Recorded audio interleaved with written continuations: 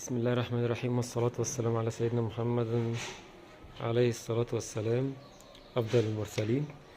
النهاردة هنتكلم على حاجة ممكن تكون في ناس تعرفها، ممكن تكون ناس متعرفهاش. ازاي اركب آه، اكسسوار مصري على اكسسوار مستورد. في اكسسوار بس ايه عشان بس تبقوا معانا في الصورة. ده اللي هو بيبقى ليه وش ستانلس ده، والمصري اللي هو نحاس اصفر، اللي هي المفصل بتاعته بالشكل ده. ده المصري اهو، الاصفر ده ممكن يبقى ابيض عادي، وده المستورد. ازاي نركب ده على ده؟ المفروض ان ده اسمه الماني وده مصري، مينفعش يركبوا على بعض، بس ساعات الظروف بتضطرنا اللي احنا نركب ايه، ده على ده. المستورد بيركب على عقب